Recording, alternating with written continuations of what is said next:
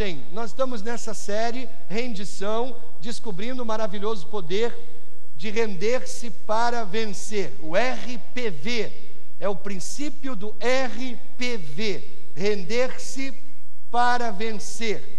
Então nós gravamos a primeira mensagem, ela está disponível para você lá na nossa livraria, tá? Em áudio, com imagem também, se você desejar, enfim, está disponível lá para você a primeira mensagem, a bênção da rendição. Foi a introdução dessa série de mensagens. Render-se para vencer, esse maravilhoso princípio que nós estamos extraindo da palavra de Deus. Irmãos, todo mundo comete erros, claro, inclusive igrejas. Eu compilei uma série de erros cometidos em anúncios feitos em boletins de igreja. Espero que você curta esses erros. Então vamos lá, isso saiu em boletins de outras igrejas, não é? Aqui a gente não comete esses erros, tomara que não, né? Tomara que não, né? Então, no boletim de uma determinada igreja, no estudo desta noite, nosso pastor trará a mensagem intitulada O que é o inferno? Venha cedo e assista o ensaio do coral. Teremos sorvetada na igreja no próximo sábado. As irmãs que forem doar o leite, cheguem mais cedo. Esquisito, não é? Para aquelas irmãs que têm filhos e não sabem, o berçário fica no segundo andar. Tem mãe que esquece mesmo que tem um filho quando entra para o culto, né? Após a feijoada, no próximo sábado, teremos um período de meditação. Não combina, irmãos. Os adolescentes apresentarão no dia 1º uma peça de Shakespeare. Venha assistir esta tragédia. A irmã Laura agradece a todos os muitos irmãos que contribuíram para que finalmente ela engravidasse. Foi muito difícil, foi uma luta sem suas orações. Não. A irmã Zilda está distribuindo Bíblias na favela na próxima terça-feira. O diabo que se cuide. Esse aviso é para o diabo, né? Precisamos orar intensamente pelo problema de saúde da irmã Cândida. Nem Cristo dá jeito. Então não tem por que orar, irmãos. Os irmãos e irmãs que não sabem ler devem devolver os boletins da igreja no final do culto, assim que tiverem usado. Vamos ver só as figurinhas então, deve ser. O novo zelador é o irmão Manuel. Não é casado, mas faz tudo o que os outros mandam. O pastor viajou para o enterro da mãe do irmão Paulo. No culto cantaremos Ouve-se o júbilo de todos os povos. Esse está com a moral baixa na igreja, né? O diácono irmão Zaqueu convida os homens da igreja para o próximo sábado podarem as árvores. Zaqueu, entendeu, né? A todos os irmãos que doaram alimentos à família da irmã Lourdes, a igreja agradece, ela morreu em paz. Convidamos a todos para a possessão do novo pastor no dia 25. Tragam convidados para assistirem. Um negócio que parece um erro. Render-se para vencer. Isso parece errado, não é? Parece um desses erros que se coloca em boletim de igreja. Mas, irmãos, nós estamos descobrindo o maravilhoso poder desse princípio bíblico. Na verdade, a Bíblia contém várias verdades paradoxais. O último será o primeiro será o último. A Bíblia também diz, se você deseja receber, primeiro você deve dar. A Bíblia diz que se você quiser salvar a sua vida, você vai perdê-la. Mas quem perder a sua vida por amor a Jesus, achou a vida. Portanto, não fique surpreso ao saber que o caminho para vencer é se render. Esse é o caminho da vitória. Sua vitória espiritual vai acontecer quando você se entregar a Deus. Parece contradição que você tenha que se render para ganhar, mas esse é o ensino da Bíblia. Hoje nós vamos falar sobre render o seu tempo a Deus. Na verdade, render as suas prioridades a Deus. Ao longo das próximas 3 semanas, eu vou discutir a importância de render a sua confiança. também render o seu pensamento e também render o seu tesouro a Deus. E o texto para essas mensagens é esse aí, Provérbios capítulo 3, um dos maiores capítulos da Bíblia. Na verdade, esse maravilhoso livro de Provérbios, ele contém algumas das mais poderosas e práticas lições em toda a Bíblia. E o capítulo 3 é um dos capítulos mais especiais. Então, ele é um dos capítulos mais importantes da Bíblia. É o conselho de um pai para o seu filho. É como se esse pai estivesse dizendo: meu filho, aqui está a receita da vitória. Meu filho, aqui está como você pode alcançar o sucesso. São palavras que eu e você devemos conhecer, entender e obedecê-las à risca. Vamos começar com Provérbios capítulo 3, de 1 a 4, que diz assim: meu filho, não se esqueça da minha lei, mas guarde no coração os meus mandamentos, pois eles prolongarão a sua vida por muitos anos e lhe darão prosperidade e paz. Que o amor e a fidelidade jamais o abandonem. Prenda-os ao redor do seu pescoço, escreva-os na tábua do seu coração. Então você terá o favor de Deus e dos homens e boa reputação. Então, se você quer ser um vencedor na vida, a chave para a vitória é a entrega total a Deus. Eu quero nessa noite considerar 3 aspectos dessa entrega para a vitória, desse render-se para vencer. Eu chamo de princípio RPV, render-se para vencer, princípio RPV. Em primeiro lugar, a entrega total significa que nós gastamos tempo com Deus e para Deus. Gastamos tempo. O bem mais valioso que você tem é o tempo. Tempo. Você pode fazer mais dinheiro, mas você não pode fazer mais tempo. Você tem exatamente a mesma quantidade de tempo a cada dia, como todas as outras pessoas na Terra e no planeta. A mesma quantidade, 24 horas, 1440 minutos, 864 segundos todo dia, nem mais um, nem menos um. Então, onde você passa o seu tempo e com quem você gasta o seu tempo, fala muito das suas prioridades. Prioridades. A Bíblia diz lá em Efésios capítulo 5, versículo 15 e 16, tenham cuidado com a maneira como vocês vivem, que não seja como os insensatos, mas como sábios, aproveitando ao máximo cada oportunidade, porque os dias são maus. Aproveitar o tempo. Nós vivemos um momento em que muitas pessoas estão freneticamente lutando contra o relógio, não é verdade? Já ouvi pessoas dizendo: eu gostaria que a minha vida fosse igual aquele banco, 30 horas no ar. Sabe como? Elas vivem sob o estresse constante do tempo, tentando se equilibrar entre os seus empregos, suas famílias e muitas outras e várias demandas. Eu preciso de mais tempo. Provérbios capítulo 3 nos instrui que o foco principal da nossa vida deve ser exatamente esse aqui: mostrar o amor e a fidelidade de Deus. Esse deve ser o foco principal da vida, mostrar amor e fidelidade a Deus. Agora, você só pode fazer isso quando você entender algumas coisas. Primeiro, você precisa entender que Deus merece o seu amor, merece o seu amor. Nós lemos no versículo 3 que o amor e a fidelidade jamais o abandonem. Amor e fidelidade não são duas qualidades separadas. O autor não está falando de amor e fidelidade. Na verdade, ele fala de uma coisa só. Ele fala de amor fiel, amor continuamente fiel, amor que não desiste, amor que persiste, amor que é firme. Quando a gente estuda os evangelhos, a vida de Jesus, é interessante, a gente percebe que Jesus nem sempre respondeu às perguntas que lhe eram feitas, não é? Muitas vezes ele contava uma história, ele respondia a outras coisas que estavam por trás da intenção da pergunta. Mas numa ocasião, um perito da lei fez uma pergunta digna de uma resposta direta de Jesus.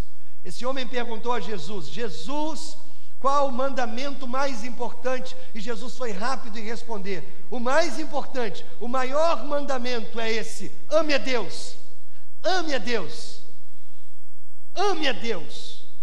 Querido, a coisa mais importante que nós podemos oferecer a Deus é o nosso sincero amor. Deus permitiu que você tivesse um relacionamento com Ele, o Criador do universo.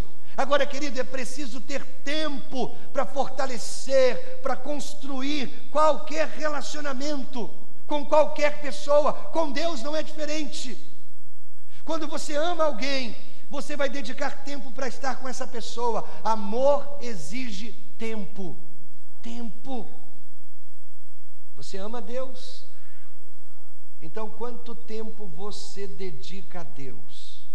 Quanto tempo? Quanto tempo você gasta com Deus? Querido, você não pode afirmar que realmente ama a Deus, a menos que você gaste tempo lendo a Bíblia e orando todos os dias.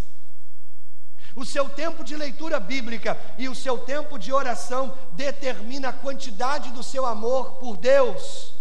Se você quer crescer, você deve ter tempo a sós com Deus todos os dias, lendo a Bíblia e orando, falando com Deus. Então, quanto do seu dia é dedicado, é investido no seu relacionamento com Deus? Deus merece o seu amor.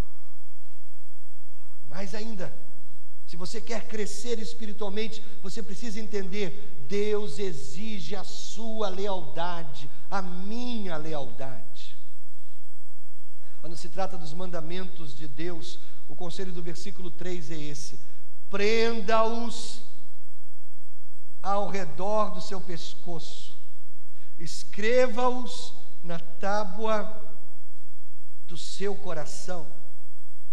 Os judeus ortodoxos, os judeus tradicionalistas, amavam a palavra de Deus com tanta intensidade, que eles literalmente faziam cintos de couro.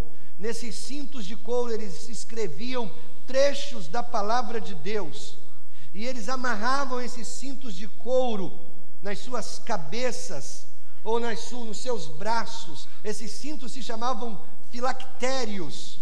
Então os filactérios ajudavam o judeu a não esquecer a palavra de Deus. Por exemplo, se você escrevesse um versículo em um tijolo e pendurasse esse tijolo no seu pescoço durante todo o dia, eu tenho certeza que você seria lembrado da palavra de Deus todo dia, ou o dia inteiro. Você entende? Agora, sabe qual é a boa notícia? Você não tem que usar um tijolo pendurado no pescoço. Deus diz que você pode escrever a palavra dele no seu coração. Isso significa que você pode ler, você pode memorizar a palavra de Deus. Deus exige a minha lealdade, e conhecer a palavra dele me faz ser leal a ele, fiel a ele. O Salmo 119, versículo 11 diz: guardei no coração a tua palavra para não pecar contra ti. Sabe qual é a melhor maneira de você demonstrar o seu amor e a sua lealdade a Deus? É servir a Deus. Servir a Deus.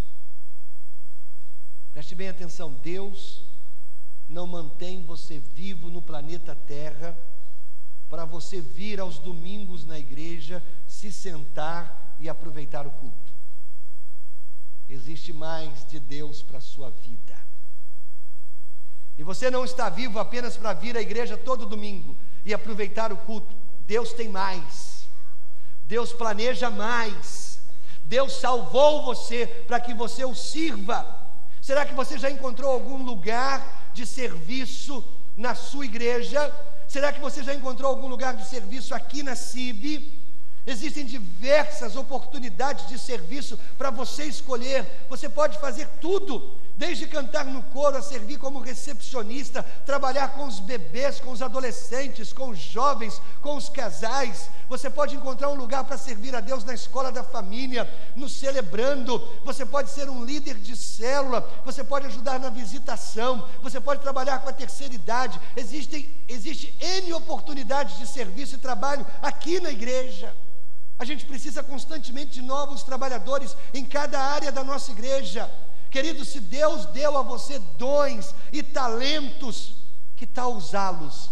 Que tal investi-los para a glória de Deus e para abençoar vidas? Que tal? Agora, claro, essas palavras não são dirigidas para aqueles de vocês que já estão trabalhando, não. Para vocês que já estão fazendo um ótimo trabalho aqui na igreja, a minha palavra é: muito obrigado, Deus os abençoe, Deus multiplique bênçãos sobre a sua vida. Mas eu faço um apelo para aqueles que basicamente ainda não estão servindo com seus dons e talentos. Qual a sua desculpa? Qual a sua desculpa para não servir a Deus? Sabe qual é a desculpa número 1 dessas pessoas? Eu não tenho tempo. Eu não tenho tempo. Como eu disse anteriormente, você tem exatamente a mesma quantidade de tempo que todo mundo que está vivo nesse planeta. Como você está gastando esse tempo? Preste bem atenção. Se você está ocupado demais para servir a Deus, você está ocupado demais. Vou repetir: se você está ocupado demais para servir a Deus, você está ocupado demais. Deus não quer e Deus não merece a sobra do seu tempo. Deus quer o seu horário nobre. Quando você se entregar a Deus, você vai querer servi-lo. E claro, isso demanda tempo. E o tempo é o maior presente que você pode dar a Deus. Tempo. Agora, querido, servir a Deus não é um trabalho. Servir a Deus é uma alegria. Servir a Deus é um prazer. Servir a Deus é algo que motiva, é algo que dá sentido à sua vida. Então, quando você encontra o seu lugar no reino, o seu lugar no propósito, o seu lugar nos planos de Deus, você virá fazer o que Deus chamou você para fazer com uma alegria no seu coração.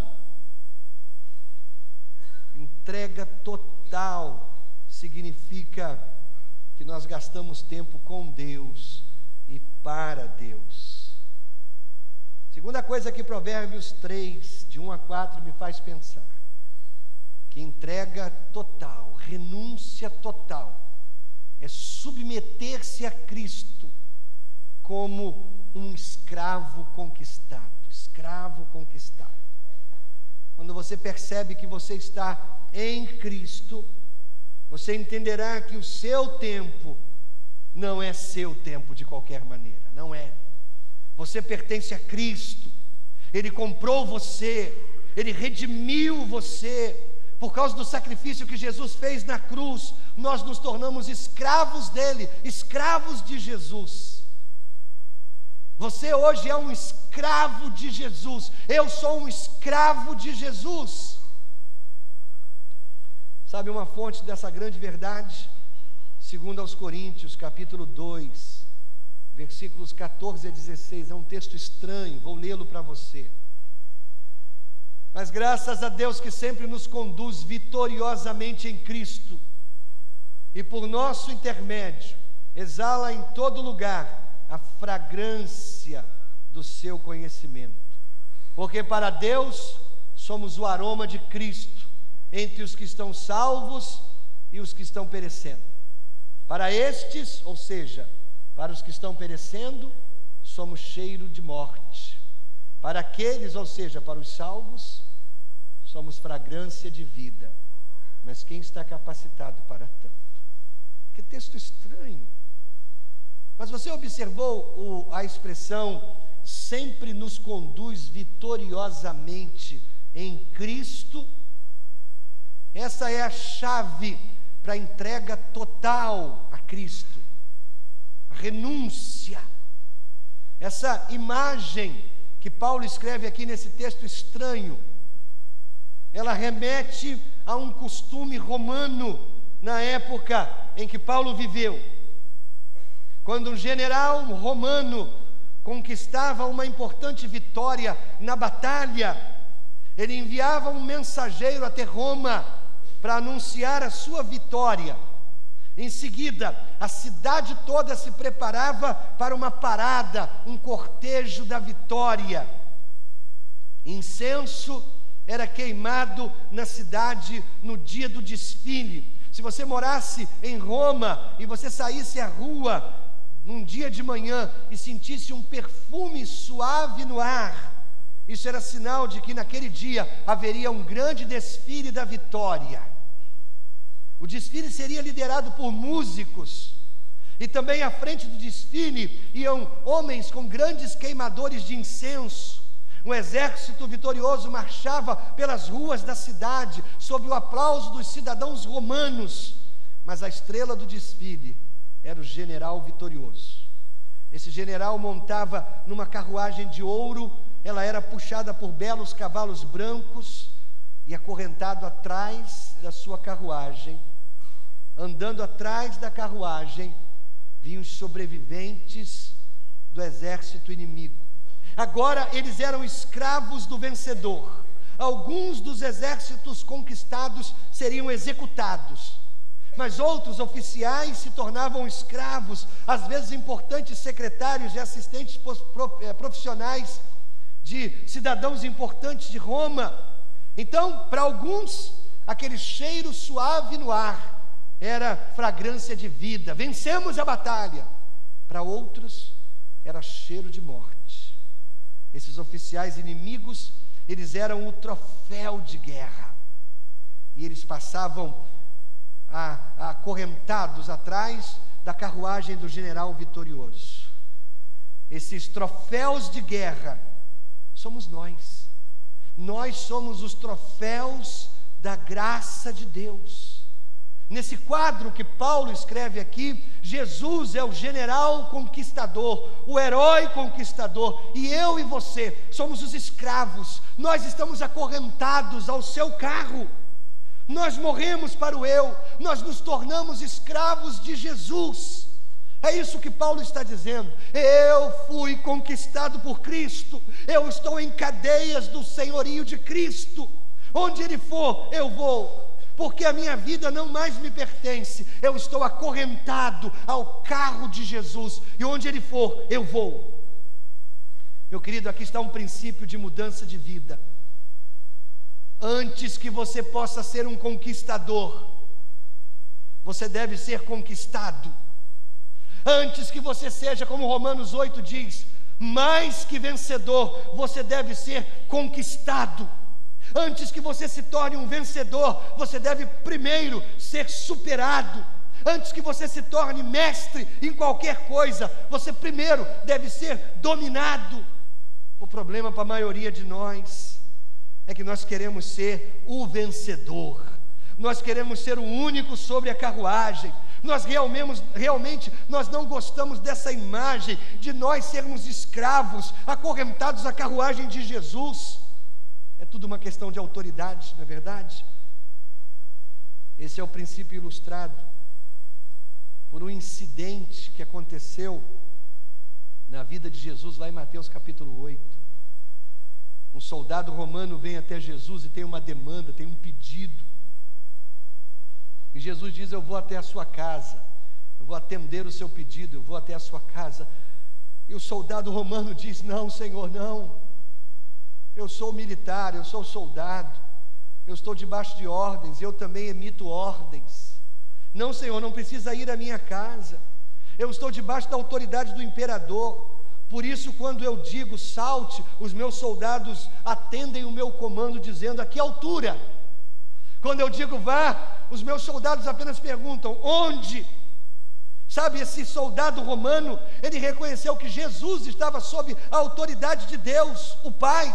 Por isso, tudo que Jesus tinha que fazer era falar a palavra, e todas as autoridades espirituais iriam se submeter, iriam obedecer a Jesus.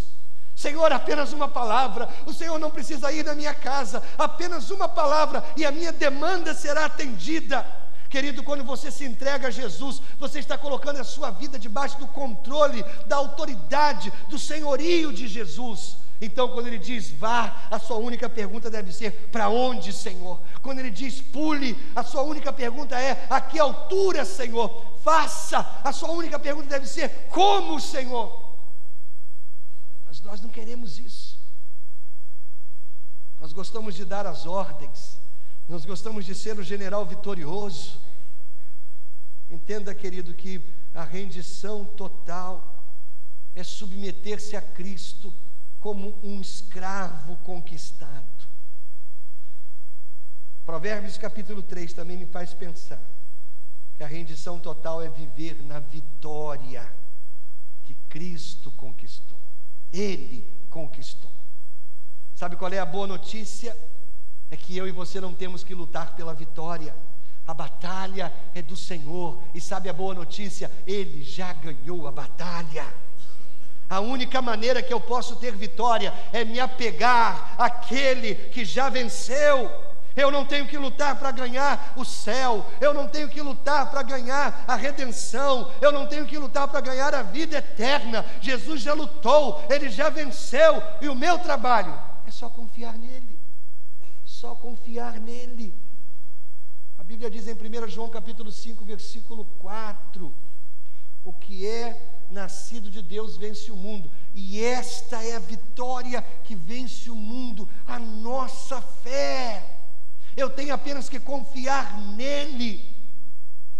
Então, se você entender esse princípio da redenção, da rendição, você vai aliviar uma carga enorme, um peso enorme de tentar ganhar a sua salvação, de tentar ganhar o céu e a eternidade.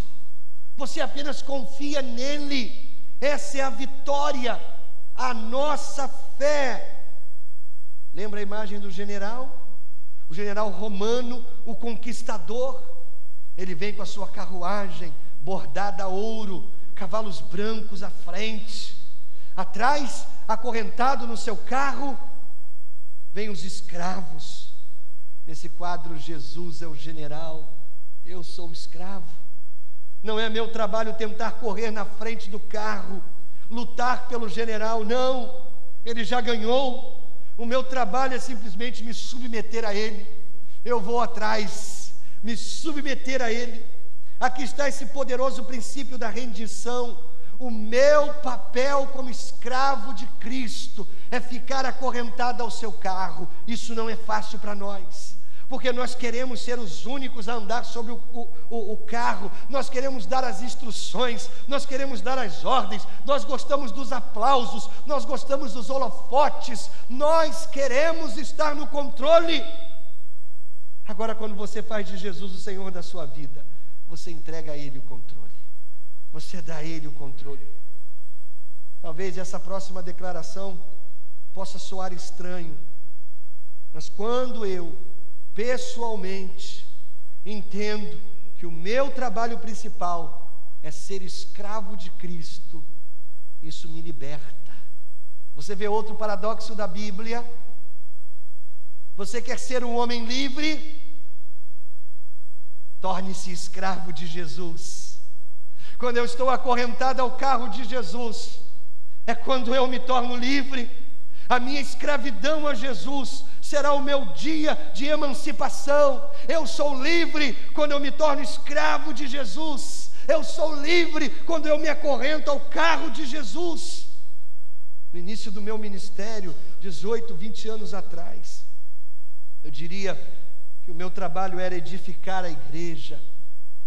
Então um dia o Senhor me mostrou suas palavras em Mateus 16, quando o Senhor disse: eu edificarei a minha igreja. E desde aquele dia eu nunca mais me referi à igreja como sendo minha igreja. E desde aquele dia eu nunca mais pensei que o meu trabalho é edificar a igreja. Jesus disse: é a minha igreja, e o meu trabalho é edificar a minha igreja.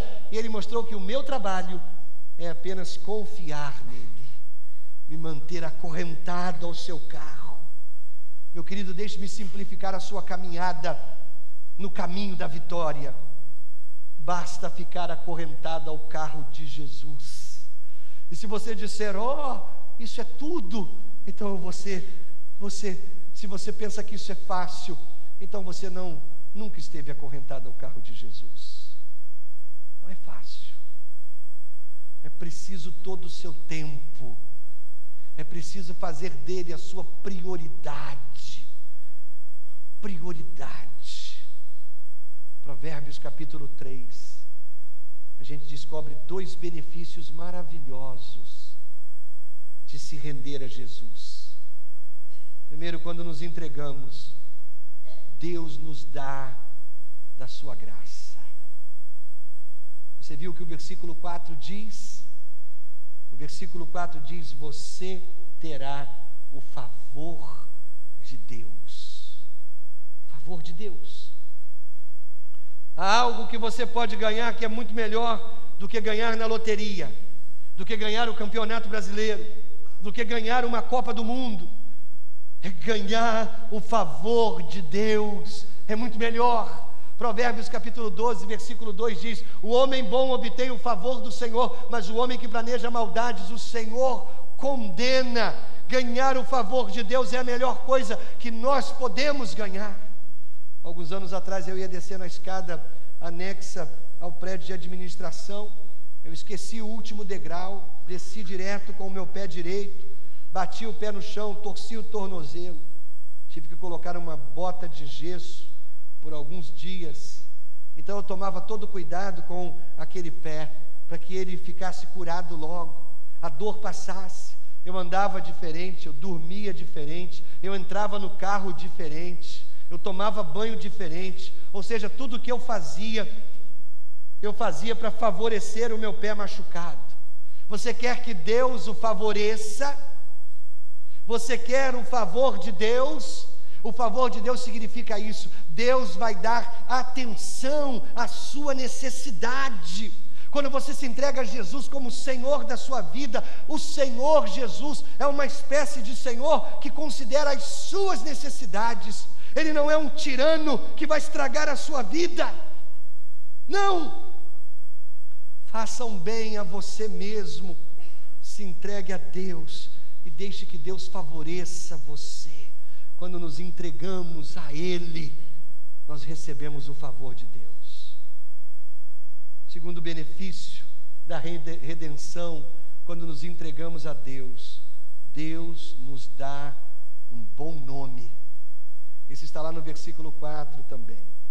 A segunda parte do versículo diz: então você terá o favor dos homens e boa reputação.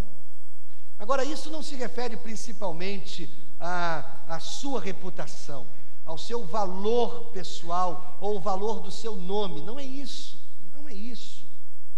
Em outras palavras, não significa que Deus fará com que o nome Arlênio Machado seja um nome importante, porque não é sobre mim. A minha vida não é a meu respeito. Você entende? O nome do escravo não importava. O escravo era mais conhecido pelo nome do seu mestre. Querido, há apenas um nome no universo que Deus tem exaltado como nome acima de todos os nomes: é o nome de Jesus. E quando você se render a Ele, você receberá uma parte do nome de Jesus. Você se torna um cristão. Cristão significa um pouco de Cristo. Cristão significa um pedaço de Cristo. Cristão. Quando você se entrega a Cristo, é como se Cristo lhe desse um novo nome para que você pudesse conhecê-lo intimamente. Apocalipse 21, capítulo 2, versículo 17 diz assim: ao vencedor darei do maná escondido, também lhe darei uma pedra branca com um novo nome nela inscrito, conhecido apenas por aquele que o recebe. Que coisa estranha, o que significa isso? Na época dos tempos bíblicos havia um costume muito interessante. Quando dois amigos se separavam por um longo tempo, eles entregavam um ao outro uma pedra branca. Nessa pedra havia o nome do amigo escrito sobre ela. Então, onde quer que eles fossem, eles poderiam olhar para aquela pedra, e embora ninguém conhecesse o nome que estava naquela pedra, A pessoa conhecia: esse é o meu amigo. É um lembrete especial de uma pessoa especial na minha vida. Querido, quando você se torna um cristão, Jesus lhe dá o direito de conhecê-lo, não apenas como seu servo, mas como seu amigo. Você pode dizer: eu tenho um amigo em Jesus. Esse é o nome que é um bom nome, o nome de Jesus. E esse é o nome que o Senhor lhe dá quando você se rende totalmente a Ele. Nos esportes, nos negócios, nós somos ensinados a jogar duro, não é? Vencer, não desistir. Infelizmente a gente traz esse princípio, essa atitude competitiva, ganhar a todo custo, para a nossa fé cristã. Tem até igrejas baseadas nesse princípio, vencer a qualquer custo. Deus colocou você para andar sobre a carruagem. A Bíblia nos ensina o contrário. Mas por causa da nossa natureza orgulhosa, a rendição não é fácil. Quando se trata do seu relacionamento com o seu Criador, a rendição é o único caminho para a paz e para a vitória. Faça de Jesus uma prioridade na sua vida. Um dos grandes heróis espirituais de todos os tempos foi Oswald Chambers. Chambers foi um capelão militar da Escócia. Ele morreu servindo aos outros. Após a sua morte, a esposa de Chambers organizou alguns dos seus escritos particulares e publicou. Aqui está o que Chambers escreveu sobre a rendição. Ele diz o seguinte: você nunca vai saber nada sobre a rendição até que você entenda que João 3,16 significa que Deus completa e absolutamente deu a si mesmo por nós. Em nossa rendição, devemos nos dar a Deus da mesma forma que Ele deu a si mesmo por nós, totalmente, incondicionalmente e sem reservas. Querido, nunca haverá paz na sua vida até que haja rendição. O ano de 1945 foi um ano muito importante na história da humanidade. Você sabe, a Segunda Guerra Mundial estava acontecendo em duas frentes, a Europa e o Pacífico.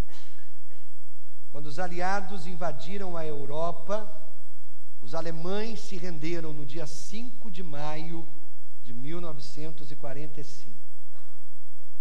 Então, os aliados se voltaram para a guerra no Pacífico. E eles começaram a discutir qual seria a melhor estratégia para ganhar a vitória, para alcançar a vitória da guerra no Pacífico contra os japoneses. Uma invasão a Tóquio foi considerada. No entanto, as manobras de guerra dos japoneses no Oceano Pacífico, com os ataques dos kamikazes, demonstraram que os japoneses estavam dispostos a morrer, a se render. Os kamikazes morriam, mas não se rendiam. Então os líderes aliados descartaram qualquer possibilidade de uma invasão terrestre ao Japão. O presidente americano chamado Henry Truman tomou então a decisão difícil de jogar uma bomba atômica sobre o Japão. O imperador Hirohito foi advertido de que os aliados desenvolveram uma nova e poderosa arma, mas ele se recusou a render. Então, no dia 6 de agosto de 1945, uma bomba atômica foi lançada sobre a cidade de Hiroshima. O presidente Truman novamente advertiu o imperador japonês Hirohito que mais uma devastação seguiria se as forças japonesas se recusassem a se entregar. Mas o imperador Hirohito mais uma vez se recusou a se render. Então, 3 dias depois, no dia 9 de agosto de 1945, uma segunda bomba atômica foi lançada sobre a cidade de Nagasaki. 5 dias depois, o Japão concordou em se render. No dia 2 de setembro de 1945, às 9h04, uma delegação oficial do imperador Hirohito assinou os termos de rendição a bordo do USS Missouri. Pelos aliados, o general Douglas MacArthur assinou esse termo de rendição. Parte do documento diz o seguinte: vimos por este meio anunciar a rendição incondicional às potências aliadas do quartel-general imperial japonês e todas as forças armadas japonesas sob o controle japonês, onde quer que estejam situadas. A autoridade do imperador e o governo japonês para governar o Estado estará sujeito ao supremo comandante das forças aliadas, que irá tomar as medidas que julgar adequada para efetuar esses termos de rendição. Agora, o que muitas pessoas não sabem sobre esta rendição é que todos esses funcionários e oficiais japoneses levaram para esse encontro de rendição suas espadas de samurai. E além deles assinarem aquele termo de rendição, eles também entregaram a sua espada de samurai. Se você assistiu aquele filme O Último Samurai, você lembra que um samurai entregar a sua espada a alguém significa um termo de rendição completa, total e absoluta àquela outra pessoa. Então, naquele dia, 2 de setembro de 1945, além de assinar aquele termo de rendição, encerrando assim a Segunda Grande Guerra Mundial, os oficiais japoneses entregaram às forças aliadas as suas espadas de samurai. Talvez você não seja um guerreiro samurai, mas cada um de nós tem a sua espada. Cada um de nós. Ela representa o controle da nossa vida. Ela representa as coisas que nós retemos e não entregamos a mais ninguém, nem mesmo a Deus. Essa noite Deus está dizendo: entregue a sua espada. Será que você será capaz de se dobrar diante do Rei dos Reis e Senhor dos Senhores e render a sua espada de samurai? Aqui está, Senhor, tudo que eu tenho, e eu me rendo total e incondicionalmente a Ti. Curve a sua cabeça, feche os seus olhos.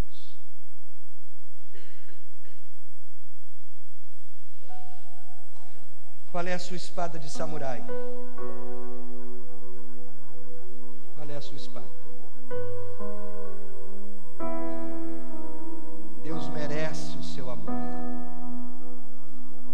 Deus exige a sua lealdade. Será que nessa noite você vai entregar a Ele a sua espada de samurai?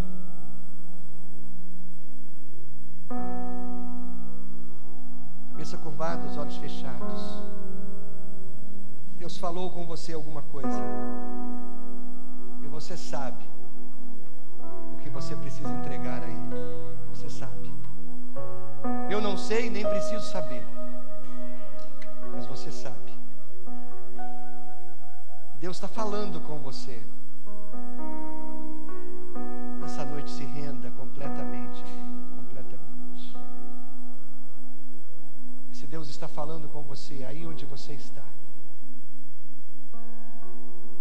você quer se render a Ele?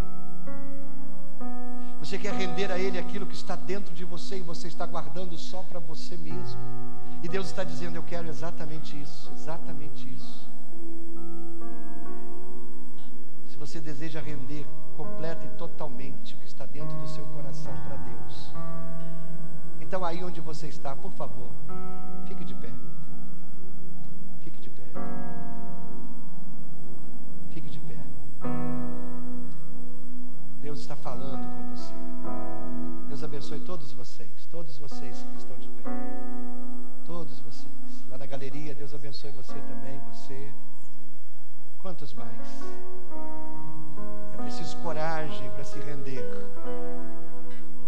Mas acredite, quando você se rende a Jesus, o poder maior do universo, você se rende a um Senhor que não é tirano, Ele é amoroso, e quer abençoar a sua vida. Fique de pé no seu lugar, renda-se a Ele, entregue a Ele o que Ele está falando ao seu coração. Entregue, não tenha medo do que vai acontecer depois, não tenha medo. Ele não vai cortar a sua cabeça, pelo contrário, Ele vai colocar a sua cabeça no lugar. Mais alguém? Rapidamente.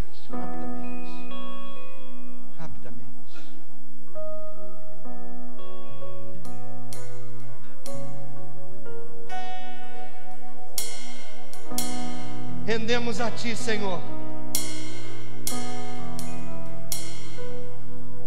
Entregamos a Ti a nossa espada de samurai. Entendemos, Deus, que ela não nos pertence mais. Desejamos que a Tua autoridade se faça total e completamente sobre a nossa vida. Abrimos mão daquilo que temos reservado por tanto tempo para nós mesmos, e que hoje, nesta noite, o Teu Espírito requer de nós. É Teu, Senhor. Assume o controle, o comando. Que de hoje em diante Tu sejas a autoridade maior em todas as áreas da nossa vida, a prioridade maior. Que o nosso tempo agora possa indicar que de fato Tu és a nossa prioridade, e que todos vejam em nossa vida a Tua marca,